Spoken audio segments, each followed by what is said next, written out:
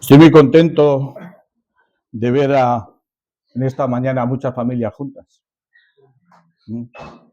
Me encanta ver a la familia juntos, sentados en el culto. Esta mañana voy a compartir con vosotros un tema que lleva por título Bahasa, el error de darle importancia a lo poco importante. Esta es la historia de un rey que se encuentra en Primero de Reyes, capítulo 15, versículos 33 y el capítulo 16, del 1 al 7. Una de las cosas fundamentales en la vida es saber tomar decisiones correctas desde el principio hasta el final. La vida, podríamos decir, es una larga serie de decisiones. Ahora bien, dentro de las decisiones no todas tienen la misma importancia. Unas podríamos calificarlas como grandes, otras como pequeñas, unas como importantes y otras como menos importantes. Las grandes decisiones son las que debemos tomar primero y estas son las que deben gobernar a las pequeñas decisiones que tomemos. Hay quienes tratan de hacerlo al revés, dejando que las pequeñas decisiones se encarguen de las grandes. Pero con este método las cosas no pueden funcionar bien. Si hacemos que una decisión menor se ponga delante de una decisión mayor que tenemos que tomar en nuestra vida, habremos hecho que las decisiones importantes estén subordinadas a las decisiones menos importantes. Si dejamos que lo importante, por el contrario, sea lo que gobierne nuestra vida, tendremos seguridad de que viviremos una vida mejor y con muchísimos menos problemas. Leí acerca de un hombre que vendía cacahuetes para ganarse la vida. Tenía un pequeño puesto de cacahuetes en la esquina de una ciudad. Todos los días, a tempranas horas de la mañana y hasta bien entrada la noche, él vendía sus paquetes de cacahuetes a los que pasaban. El hecho es que él ganaba bastante dinero con este negocio. Tal fue así que al final de su vida tenía una buena fortuna ahorrada con el producto de la venta. Ahora pensemos en este hombre. No sé mucho más de él, pero supongamos que lo que leí fue todo lo que se sabía acerca de él, que era que dedicó su vida a vender cacahuetes en la esquina de una calle. Jamás se preocupó de otras cosas. Jamás se preocupó de formar una familia. Jamás se preocupó de encontrar a Dios. Si le preguntamos por qué no hizo estas cosas, probablemente y con toda seguridad su respuesta sería: estaba muy ocupado vendiendo cacahuetes. ¿No pensaréis o no pensáis que este hombre perdió el sentido de la vida, permitiendo que decisiones menos importantes fueran las que gobernaran las decisiones más importantes? A veces así es nuestra vida. Centramos todo en las cosas menos importantes y son las que tienen prioridad en nosotros. Es cierto que es importante trabajar, es cierto que es importante formar una familia, aquellos que tengan vocación de formar una familia. Es cierto que es importante estudiar, es cierto que es importante también tener un tiempo de ocio. Todos forman parte de la vida, pero ¿en qué lugar ponemos esas cosas? Porque nosotros somos temporales, estamos aquí de paso. Estamos de paso y sin embargo vivimos como si esto fuera lo eterno. Entonces, si yo tomo todas esas decisiones y no tomo la decisión de ver dónde quiero ir cuando yo muera, pues entonces estoy tomando malas decisiones, porque todo eso que he dicho antes, material, va a quedarse aquí. Y al final de nuestros días tendremos que ver si vamos junto a Dios o fuera de Dios. Esa es una decisión importante. El error de invertir el orden de valores, de centrarse en las decisiones menores, lo vemos en este rey que he mencionado, Basa, que es el tercer rey de Israel. Este rey gobernó desde el año 909 hasta el año 886, es decir, estuvo gobernando 24 años. 24 años. Fue un rey que llegó al poder asesinando al rey anterior, era general del ejército de Nadab, pero se rebeló contra este y lo mató y tomó su trono. Y su primer acto como rey fue aniquilar a todas las descendencias de la casa de Jeroboam. Esta masacre fue un acto violento y condenado por Dios. Os preguntaréis cómo, si se había profetizado que esta aniquilación iba a llegar y Baasa fue el instrumento de ejecución en la mano de Dios, ¿por qué Dios le condenó? Pues bien, Dios utiliza a todo tipo de personas, a personas buenas y a personas malas. ¿Para qué? Para cumplir sus propósitos y sus designios en la vida. Dios utiliza, pero eso no significa que aquel que hace las cosas malas no sea responsable de lo que está haciendo. Dios sabe que fulanito o menganito va a hacer esto y dice, bueno, pues que lo haga él, pero tú podrías haber dicho, no hago esto, pero lo haces. Entonces, eso no quita que no seas responsable de las cosas que estás haciendo. Baasa hizo esto, hizo lo mismo. Dios lo utilizó para cumplir una de sus profecías, pero Dios no le dijo, tú no eres responsable de lo que estás haciendo porque podrías haber hecho estas cosas. Yo te elegí para hacer eso porque sabía cuál era tu condición humana como tal y sabía de la maldad que había en tu corazón. Y por eso te elegí, porque otra persona no lo hubiera hecho. Los 24 años que Baasa gobernó no presentan nada bueno de él para que podamos elogiarle. Desperdició los años que Dios le dio para que fuera un buen rey. Fue un asesino, no solo de hombres, sino también de oportunidades. Tuvo el poder para influenciar y la autoridad para mandar. Todo el mundo tenía los ojos puestos en él, pero su vida fue catalogada por Dios como un fracaso porque eligió mal en las grandes decisiones que tuvo que tomar en su vida. Sus pequeñas decisiones carecieron de rumbo. Eligió tomarlas con sabiduría humana sin ayuda de Dios, basándose en sus caprichos egoístas. El resultado fue una vida mal dirigida, una vida para lamentarse y no una vida para alegrarse. Todos nosotros tenemos dones que Dios nos ha dado. Todos. Baasa también los tenía. Y podía haber hecho cosas buenas, pero despreció su vida haciendo cosas malas. Nosotros, al final de nuestros años, cuando echemos la vista atrás, ¿qué diremos de los dones que Dios nos ha dado? ¿Qué diremos de los dones que Dios nos ha dado? ¿Los hemos utilizado para bien o los hemos utilizado para arruinarnos la vida y también la vida de otros? Por eso es importante en la vida saber tomar decisiones. Hay cosas que nos apetecen, pero a lo mejor no son las que debemos hacer en un momento determinado. Vamos a analizar, o voy a analizar, algunas decisiones que Baasa debió haber tomado, porque eran importantes y no lo hizo y por eso le llevó a una vida de fracaso. La primera gran decisión que Baasa debió haber tomado tenía que ver con la voluntad de Dios. Hubo momentos en su vida en los cuales debió de haber escuchado a los profetas de Dios, cuando estos cuestionaban sus pensamientos y obras, pero sin embargo las advertencias y amonestaciones de ellos fueron desatendidas. Oyó, pero no escuchó, observó, pero no obedeció. Podrías decir, Jesús, nosotros no tenemos ahora profetas que nos digan. Sí, tenemos la palabra de Dios, que es la profecía viviente actualmente para nosotros.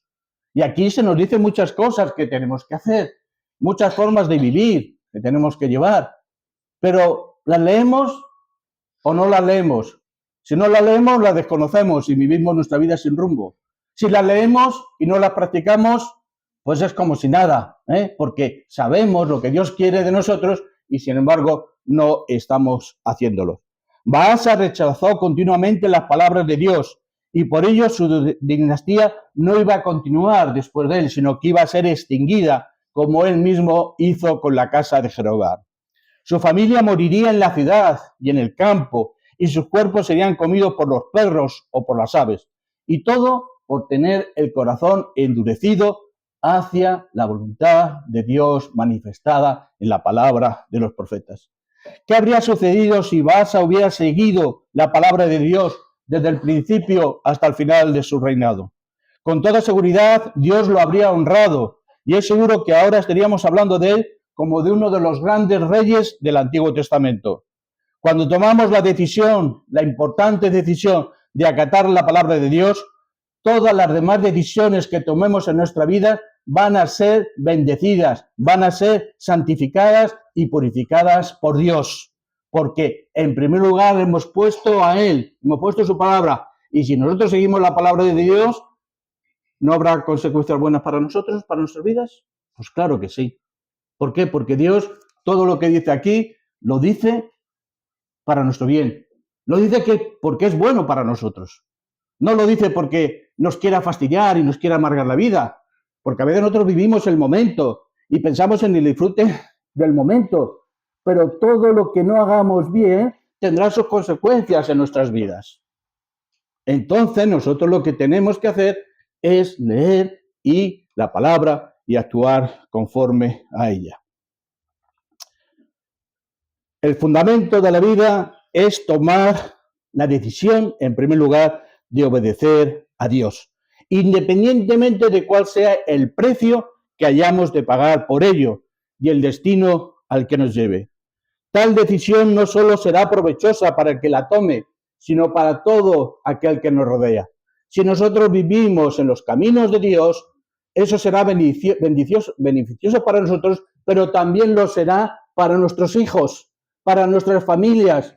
¿Por qué? Porque nuestros hijos estarán viendo unas conductas distintas a las que hay en la sociedad, porque nuestra familia estará viendo que se pueden tomar decisiones de otra manera, distinta, como la sociedad que no conoce a Dios toma sus decisiones. Por lo tanto, si tú tu vida la llevas marcada por la palabra de Dios, esto te dará bendiciones. Luego a veces no nos quejemos de que nuestros hijos, nuestras familias, pues se han destruido. ¿Por qué? Porque nosotros, que conocemos la palabra, no hemos vivido conforme a la palabra de Dios. Además, vivir la vida por Dios y para Dios hará que nuestra vida sea emocionante vivirla. Qué llenas de bendiciones fueron las vidas de los profetas cuando vivieron obedeciendo la voluntad de Dios. Vieron vidas cambiadas para bien, hicieron acercarse naciones enteras a Dios y dejaron un legado vigente que afecta aún al mundo de nuestros días. Por otro lado, pasar por alto esta decisión lanza a la gente a la desesperación. La vida de los que ignoran la voluntad de Dios se llena de dificultades que solo la obediencia a la misma podrá allanar esas dificultades. Dios no nos dice que por ser cristianos no vamos a tener problemas, no vamos a tener dificultades en nuestra vida. Dios no nos dice nada de eso, por lo tanto no podemos decir que Dios nos ha engañado de que todo nos va bien.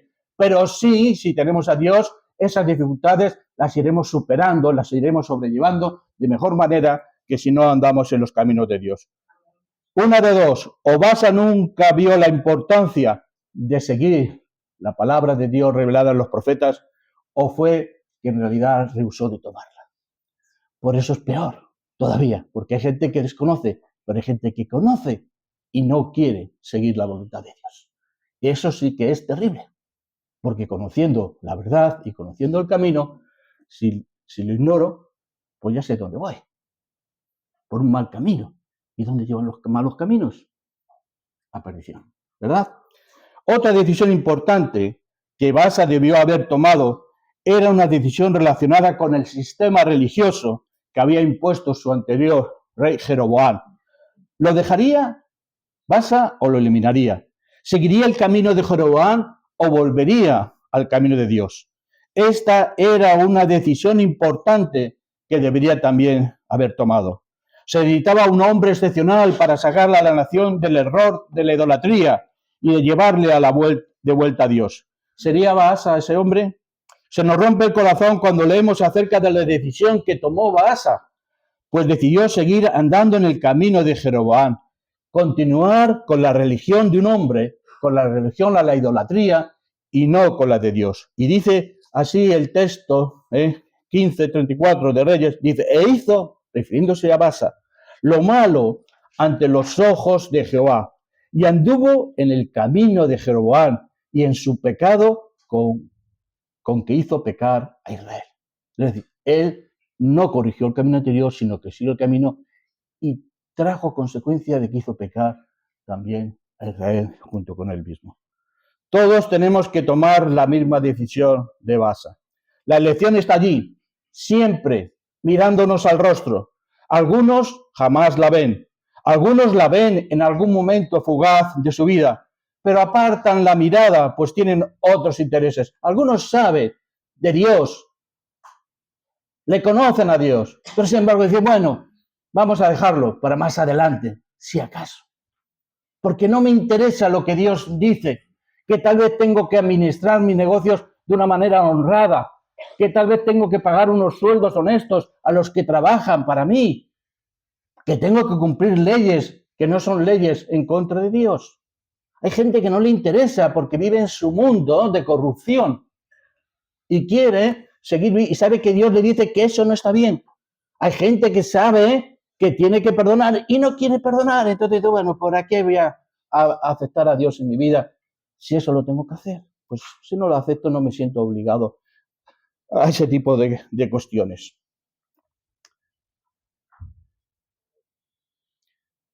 El diablo consigue más cuando está disfrazado de ángel de luz que cuando aparece como león rugiente. Podemos reconocer a un león y huir de él. Como ángel de luz, el diablo nos confunde. Como león rugiente nos hace ponernos a la defensiva. Cuando el diablo se nos acerca como ángel de luz, nos relajamos y nos olvidamos de estudiar las escrituras y de ver lo que en verdad Dios dice en ellas y desea que hagamos. Podemos seguir a ese ángel de luz e ir a una religión, pero que no es la religión de Dios, sino hecha por hombres, religión que nos llevará a desobedecer a Dios y todo ello por no tomar una decisión importante, la de buscar el camino de Dios en vez de conformarnos con uno de los muchos caminos que los hombres han hecho conforme a sus intereses, que no olvidemos que al final son caminos de muerte. Hay muchas veces, el diablo utiliza muchísimas estrategias, y se viste como ángel de luz. Pero el texto bíblico dice que sigue siendo diablo, pero nos confunde. Entonces el diablo, ¿qué hizo cuando se apareció a Jesús después de su bautismo? Si me adoraras, todo esto te daré.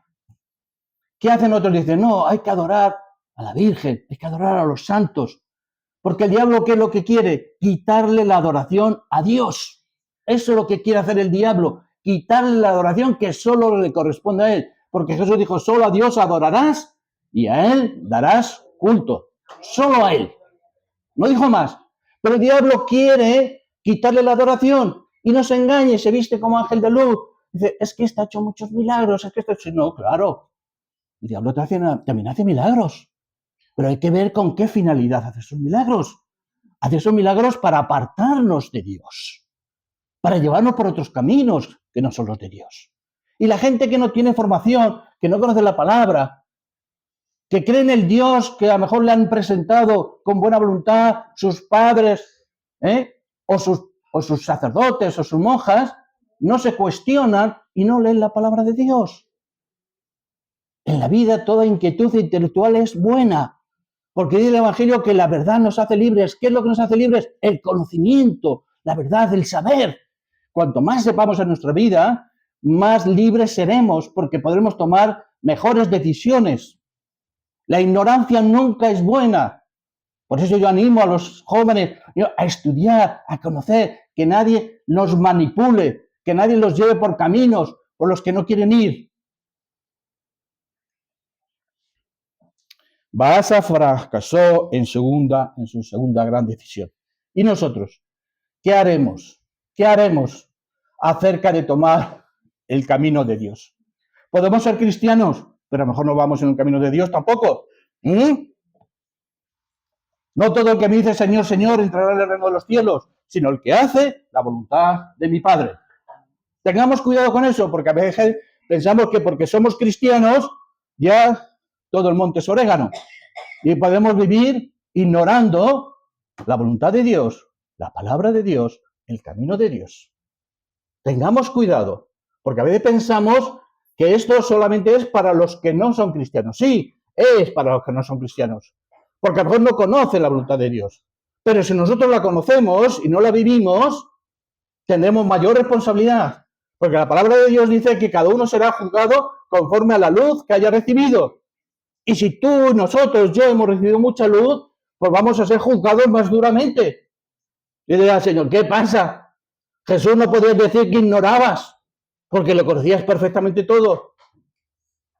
Entonces, esto es para todos, cristianos y no cristianos. Y si tú estás aquí hoy por primera vez, estás escuchando la palabra de Dios. Y ya no podrás decir, es que desconocía que había un Dios cercano en la palabra de Dios. Ya no, ahora es tu decisión cuando salgas de aquí, lo que quieres hacer con tu vida. Si quieres acercarte más, conocer a Dios, esto es una relación personal de cada uno con Dios. No con la iglesia. La iglesia es en segundo lugar, como veremos después. La tercera gran decisión de Baasa que tuvo que haber tomado y que no tomó fue una decisión relacionada con el pueblo de Dios. ¿Cómo trataría Baasa al pueblo de Dios? ¿Procuraría unirlos o continuaría en guerra con ellos? No tenemos que avanzar mucho en el relato del reinado de Baasa para ver lo que hizo. Dice así el capítulo 15, versículo 16. Hubo guerra entre Asa, rey de Judá, y Baasa, rey de Israel, todo el tiempo entre ambos. Es decir, pudo haber usado su autoridad, su poder, para unir al pueblo de Dios. Pero a veces los intereses personales pueden más que los intereses generales. A veces los intereses de un partido pesan más que los intereses de la nación. Y a FEDEA no vivimos buscando el bien común, sino el bien particular de cada uno. Y claro, si Baasa, que era rey de Israel, y Asa era rey de Judá, y se unían, pues a lo mejor alguno de los dos tenía que dejar de ser el rey, ¿verdad? Porque si están unidos, habrá un solo rey. ¿Y quién dejaba de ser el rey? ¿Quién decía, yo no voy a ser el rey? Yo voy a dejar que este pueblo esté unido bajo una sola autoridad. A veces las cuestiones personales pueden sobre las cuestiones generales. Baasa mantuvo el cisma entre las naciones e incluso trabajó para hacerlo más profundo. Molesto por el hecho de que los israelitas sinceros, adoradores de Dios, estaban volviendo a Jerusalén, Baasa trató de bloquear la frontera, erigió fortificaciones para impedirlo y llegó hasta la confrontación militar con Asa y Asiria, aliada de Judá, para impedir que esos israelitas sinceros, adoradores de Dios, pudieran llegar al templo de Jerusalén. Baasa había abrazado una religión de hombres y eso había traído división entre el pueblo de Dios, Israel por un lado y Judá por otro. Cuando nosotros hacemos de nuestra fe cristiana una fe de hombres, esa se impondrá sobre la fe cristiana, sobre lo que Dios dice en nuestra palabra, la palabra. Y Dios nos ha hecho, de todos nosotros, ¿qué nos ha hecho? Un solo pueblo, ¿verdad? Un solo pueblo. Somos uno solo. Por lo tanto, lo que tenemos que hacer como pueblo es estar juntos, estar unidos, trabajar juntos, ayudarnos juntos, perdonarnos juntos, y dar testimonio juntos del amor de Dios que ha cambiado nuestras vidas. Eso es lo que tenemos que hacer y eso es lo que se espera de nosotros. El hombre y la mujer de Dios ama al pueblo de Dios y nunca serán cristianos que intencionadamente echarán a perder la paz de la hermandad cristiana. Por el contrario, tratarán continuamente de ser pacificadores. Dice Juan, primera de Juan, ¿cómo dices que amas a Dios a quien no ves y no amas a tu hermano al que ves? ¿Cómo dices que amas a Dios y no te hablas con algún hermano? ¿Cómo dices que amas a Dios? Por favor, no seamos hipócritas. Dios dice que tenemos que amarnos, que tenemos que ayudarnos. Y además eso no significa pasar por alto todo. Significa con amor acercarse al hermano, a la persona que en un momento determinado pueda estar equivocada y hacer ver que ese no es el camino de la palabra de Dios. Pero no con un afán de decir yo soy superior a ti, yo soy más espiritual que tú. No, se trata de acercarnos, ayudarnos para que realmente se cumpla que el amar a los hermanos significa amar a Dios. Nadie puede ser un auténtico hijo de Dios si desprecia a otros hijos de Dios. Dos de las más grandes decisiones deben de ser, como he dicho antes, elegir el camino de Dios. Elegir familias, personas y amigos de Dios. Nosotros no hemos elegido la familia. Es donde Dios nos puso, con nuestro padre y con nuestra madre. Pero también podemos elegir una familia espiritual en la cual nos sentamos más desarrollados, nos sentamos mejor, más comprendidos y más trabajados. Si estamos en el camino de Dios y además vamos en buena compañía de nuestras vidas cristiana, serán más intensas, más fuertes y más centradas en las cosas de Dios. Estas elecciones marcan automáticamente la dirección que deben seguir las decisiones más pequeñas que tomemos. Ya no tendremos que preguntarnos si yo entiendo que Dios es lo primero y que tenemos que alabarle, que tenemos que adorarle, y yo entiendo que esta es mi familia, pues cuando llegue un domingo no nos tendremos que preguntar, o cuando llegue un sábado, ¿qué voy a hacer mañana? Por la mañana, ¿me voy a ir al rastro o me voy a ir allí a la avenida de Asturias a comprar la comida? No, porque yo tengo claro lo que tengo que hacer un domingo, y el domingo lo que tengo que hacer es adorar a Dios.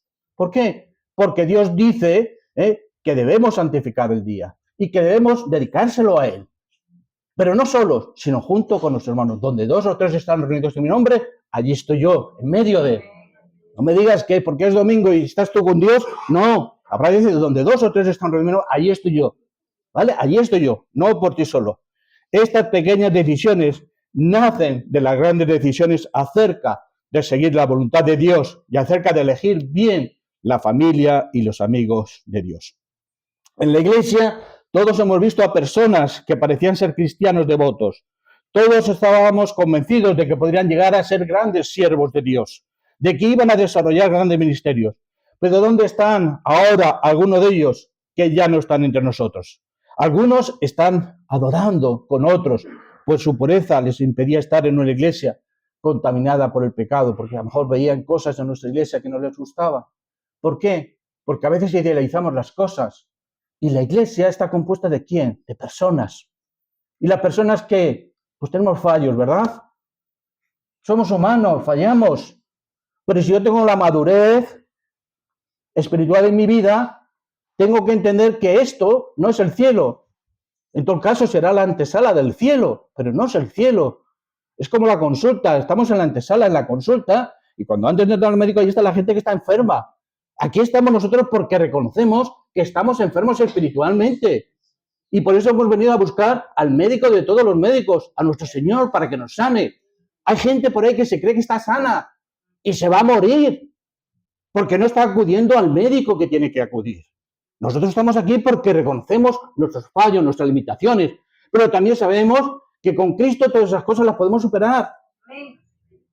Todos también lo sabemos. Y sabemos que Dios, si nosotros queremos, nos irá moldeando nuestro carácter, nos irá moldeando nuestros pensamientos, nuestras actitudes, todo. Sabemos que Dios tiene poder para ello. Lo único que hay que hacer es decir, Señor, estoy en tus manos, no quiero seguir siendo así, no quiero seguir haciendo las cosas que hago. Ayúdame, Señor, dame tú la fuerza, dame la dirección que necesito, dame la sabiduría para tomar decisiones correctas. Nosotros estamos aquí, sí, no somos perfectos, no somos perfectos.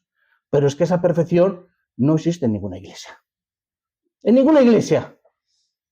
Te podrás ir a otra, porque esta iglesia tiene mucho pecado, pero ya irás descubriendo los pecados de otras iglesias. Lo que tenemos que hacer es trabajar para que entre nosotros cada vez haya menos pecado. Yo cuando voy a bautizar a una persona le digo, esto que le estoy diciendo, pero tú lo que tienes que decir, no, estos son pecados, es decir, no, yo no voy a hacer lo que estoy viendo que hermanos cristianos hacen. Esa es la decisión, en vez de decirme, bueno, no, yo quiero ser ejemplo para mis hermanos. Y eso que estoy viendo en otros que no me gustan porque no es cristiano, yo no lo voy a repetir en mi vida. ¿Vale? Otros muchas veces ven la paja en el otro y no ven que ellos también tienen fallos. Porque digo, todos tenemos fallo. ¿Vale? Hay veces que en nuestra vida depende de muchas circunstancias, de cómo hemos vivido, de qué familia hemos nacido, qué educación hemos recibido, muchas cosas. Y a veces vivimos nuestras vidas echando las culpas de lo que nosotros hacemos a lo que hemos recibido de nuestras herencias. ¿Vale? Si uno es que, sí, pero llega un momento que todos somos ya mayorcitos de edad y que sabemos lo que está bien y lo que está mal. Y yo no puedo seguir escudándome que si mi padre era un borracho, que si mi madre era no sé qué, que si un ladrón, que si no sé cuánto, para yo seguir siendo un borracho. Porque yo sabía que esas cosas estaban mal. Entonces, no podemos llevar la vida siempre echando las culpas a los demás. Hay momentos que tenemos que parar y decir, sí, hay cosas que yo he visto que no estaban bien, hay cosas que he sufrido que no estaban bien, he sufrido en el colegio, en el trabajo, donde sea, muchas cosas, pero yo no las voy a repetir en mi vida. Yo no las voy a repetir en mi vida. ¿Por qué? Porque cuando las he visto que han sido desgracia para las personas que actuaban así y para las personas que estaban alrededor. No nos olvidemos que lo que sembramos, eso recogemos. Si yo siembro violencia en mi hogar, recogeré violencia. Si yo siembro egoísmo, recogeré egoísmo. Y cuando estamos pasando por situaciones difíciles, nos gusta que la gente sea misericordiosa con nosotros, ¿verdad? Pues antes de exigir eso, seamos nosotros misericordiosos con los demás. Es cierto, como decía, que en toda iglesia hay pecado, pero uno no puede ser un cristiano aislado, necesita de la iglesia. Por eso Cristo en Hebreos nos exhorta a no dejarnos de congregar. Y si lo dice Jesús, que no nos dejemos de congregar, será por algo, será porque Él entiende que es bueno el que nosotros nos congreguemos, el que participemos juntos en actividades. No lo dice por decir, por fastidiarnos un domingo. No, lo dice porque entiende que eso es bueno para nuestra vida. ¿Por qué? Porque aparte de escuchar la palabra de Dios aquí, nos edificamos los unos a los otros, o debemos edificarnos los unos a los otros. Debemos compartir el amor los unos con los otros. Debemos ser, digamos, misericordiosos los unos con los otros. Pero esta iglesia, como todas las iglesias, tenemos una finalidad principal, y es la de adorar a Dios en su conjunto, de darle gracias por todo lo que ha hecho, por la visión que nos da la vida, por el a veces aceptar nuestras situaciones. Somos seres cristianos que hemos elegido a Dios, que le adoramos en conjunto, que nos amamos unos a otros, que nos perdonamos unos a otros, que compartimos nuestras cargas de los unos con los otros y también nuestros gozos, nuestras alegrías de los unos con los otros. Por eso a veces compartimos alegría. Hemos compartido la nacionalidad de Elsa. ¿Por qué? Porque es una alegría, porque sabemos que ella lo estaba esperando, lo quería, lo buscaba. Pues si para ella era importante, para nosotros también es importante. Y como eso, muchas más cosas.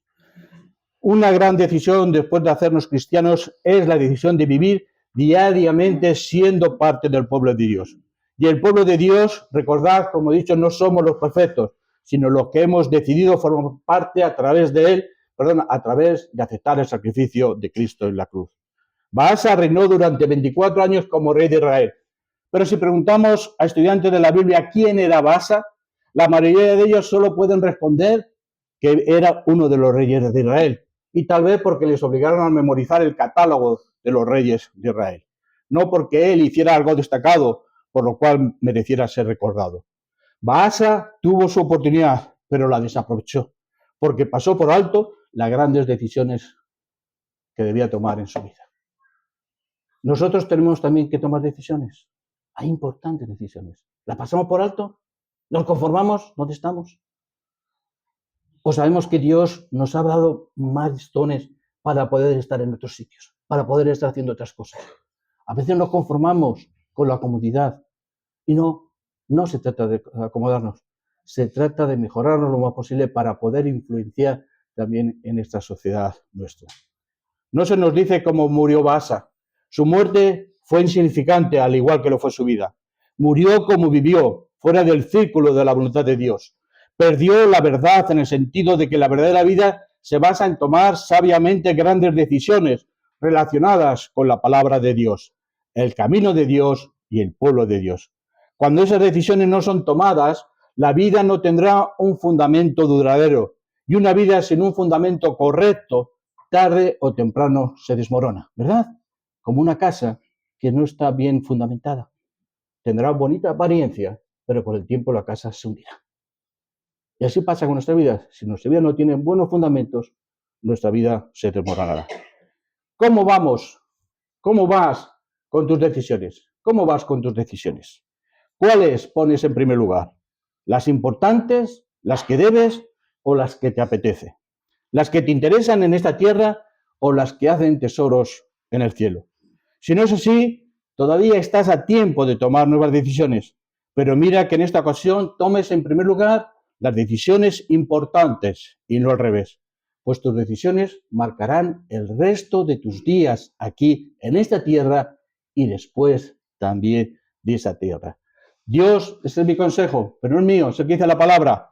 Buscad primeramente el reino de Dios y su justicia, y todas las demás cosas os serán añadidas. Buscad a Dios lo primero. ¿Y cuál es su justicia? ¿Cuál es la justicia de Dios?